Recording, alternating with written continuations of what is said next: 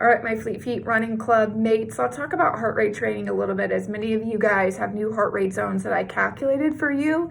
And perhaps as you guys go out, hit the road and kind of start exploring some of these heart rates, you guys might have some frustrations, some questions, the whys, the hows, the whats, and why am I even trying this? Okay, so first, let's take a little bit of physiology lessons.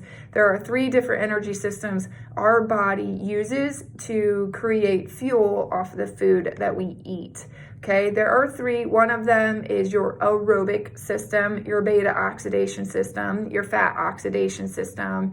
And that particular energy system requires oxygen in order to, again, create fuel to get our bodies down, 13.1, 26.2 miles.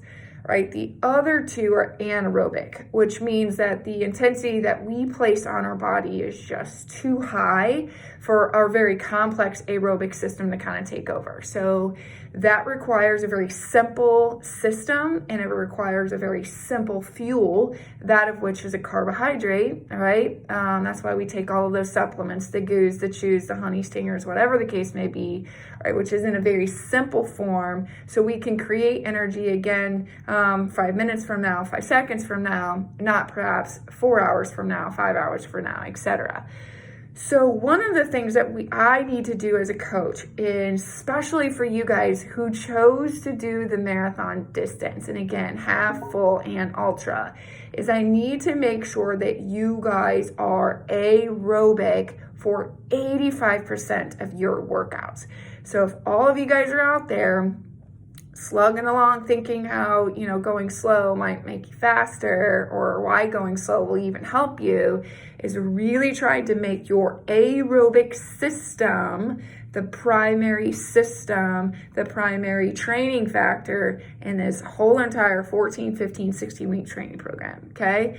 So then as my job as coach then is not only to try to force you into that aerobic capacity, but it is also my job is to try to make that aerobic system faster, not your anaerobic, okay? Because many of your anaerobic systems, anybody's anaerobic system doesn't necessarily have the capacity to go for 3 hours, 4 hours, 5 hours, even into the 2 hours, 2.5 hours. So many of you guys will hit the wall, quote unquote, before you cross the finish line, because if your heart rate is over what we call anaerobic threshold, where your body kind of pulls into this anaerobic without oxygen energy system, it's like a sand through an hourglass. So the hourglass gets tipped over, and the gamble becomes then, can you cross the finish line before your system runs out, before the sand runs out? Some of you half marathoners, absolutely, you guys can do that.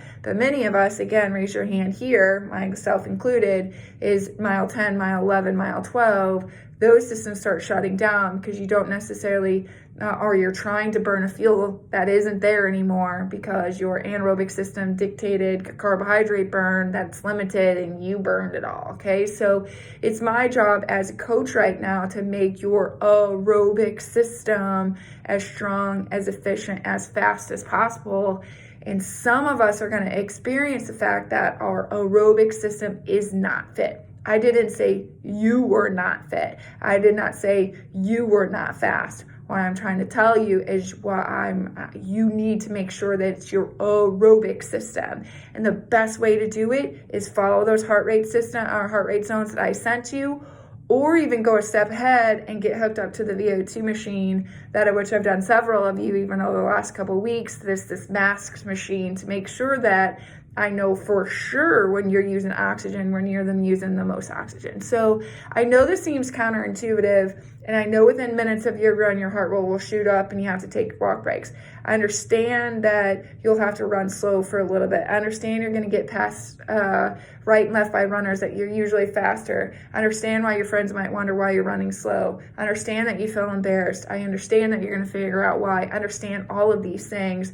But I'm asking that you guys do is, if you really are going to do this, you guys are going to have to pick whether you're going to do it or do it right. Now, let me tell you, there's a good, better, best in terms of when to follow heart rate training. So if you guys aren't 100% all in, and I get it if you don't, all right? But if your heart rate's flying high on Saturday when you run with us, and perhaps Tuesday, and you don't necessarily want to pull back from the group that you're in, I gotta tell you, just even following the runs when you're by yourself, right? Those weekday runs, trying to find within those zones, that's, again, good is sometimes good enough. That's okay. Okay. So at least on those, we know that you're recovering. So I know this is all going to seem counterintuitive. Many of us are going to feel like we're going to have to kind of take steps back before we take steps forward. Just please know that you guys, again, signed up for an aerobic or an endurance event. So talking in terms of specificity, I need to make sure that it's your aerobic zone that, number one, we're even training in. And number two, I need to make sure it's that zone that I'm trying to make faster, not your anaerobic zone that you're not even going to see on race day. Or if you do see it on race day, you're going to see it for the first 10 miles or the first 15 miles or 20 miles of marathon, not necessarily the whole 13.1 or 26.2. So trust the process. Know that you're not going to be running or walking forever. Those numbers do change. I have seen people exceed heart rate training in 6 weeks, meaning that I told them to stay at a heart rate of 140, and that gave them a 12-minute pace. And then 6 weeks later, I told them to stay at 140, and that gave them a 10-minute pace, a 9:30. I've seen crazy things like that. Most of you guys are trained athletes. Again, we are just not necessarily coloring inside the lines, making sure that the appropriate energy system is doing the appropriate thing. So I will be at the run tomorrow. I will be on the trail, jumping in and out of groups to answer any questions that you guys might have. So ask me, ask Barb. We will help you decipher through this whole process. Again, it's all a learning curve. I get it. So ask us questions and we'll try to help you out.